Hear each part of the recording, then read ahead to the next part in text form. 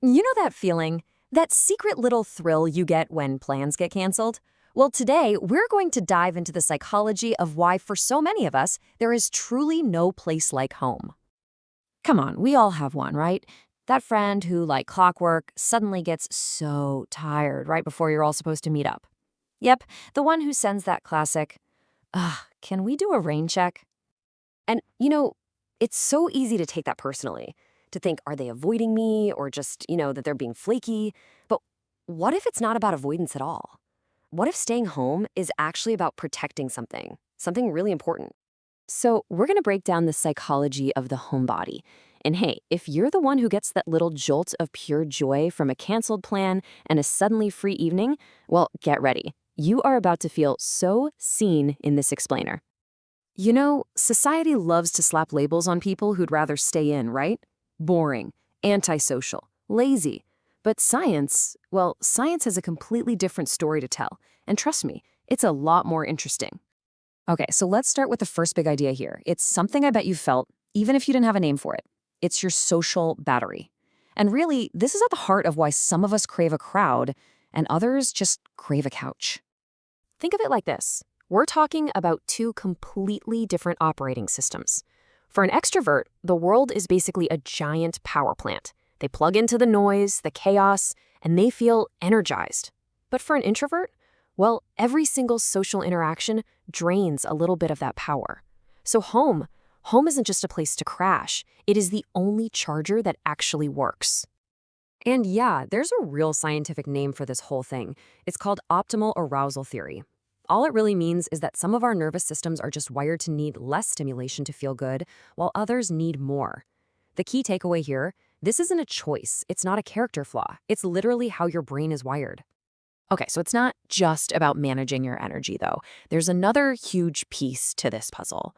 The love of staying home is also about one of the most powerful psychological forces out there, and that is control.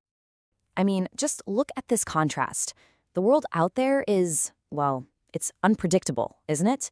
It's loud, it's full of small talk and last-minute changes. But at home, you are in charge. You control the vibe. You set the volume. You decide who gets to be there. It's your space, and they're your rules. And look, for someone who deals with anxiety or who's a highly sensitive person, this control isn't some luxury. It's not a nice to have. It is a psychological necessity. It's the thin line between feeling completely overwhelmed and feeling safe. It is, and I mean this literally, a survival mechanism. All right, so we've covered energy and we've covered control. But let's shift gears a little bit. What if staying home wasn't just about playing defense? What if solitude was actually a kind of superpower? This is such a huge misconception we have as a culture. We tend to think that being alone means doing nothing. But honestly, the opposite is usually true. The quiet moments, that's where the real work happens. The best ideas aren't born in a crowded bar. They're born in a quiet room, when it's just you and your thoughts. And listen, this isn't just some feel-good idea. We've got the data to back it up.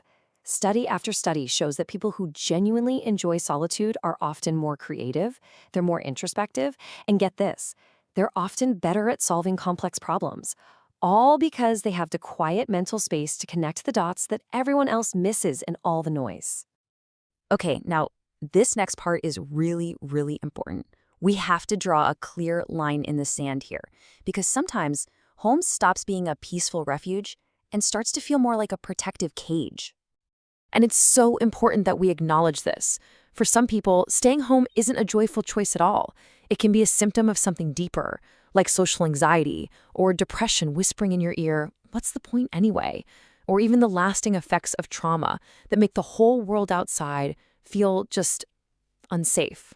So this really is the million-dollar question to ask yourself or to think about when it comes to that friend who's always canceling. Are you staying home because it fills you up, because it's a joyful recharge? Or are you staying home because the very idea of leaving just feels too heavy? And this is the difference, right here. Peace is about choosing the quiet. Hiding is about fearing the noise. One is about recharging, the other is about dreading. One is a conscious choice that gives you power, and the other, The other is an anxious obligation that keeps you trapped. And knowing which is which, that changes everything.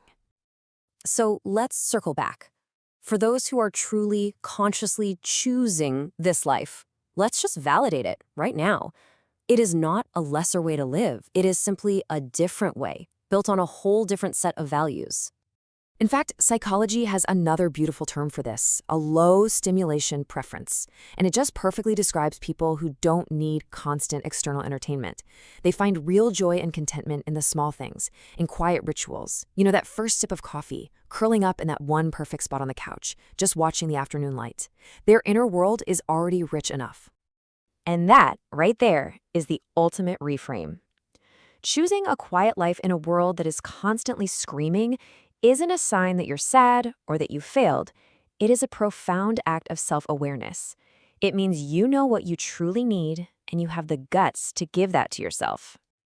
When you boil it all down, it's about this: choosing peace over performance, prioritizing your own inner peace over the constant pressure to be out there and on 24/7. So the next time a friend turns down an invitation for a quiet night in, or the next time you do it, I want you to ask this question. Are you really missing out, or are you just living differently? Choosing a quieter path that is just as valid and just as fulfilling.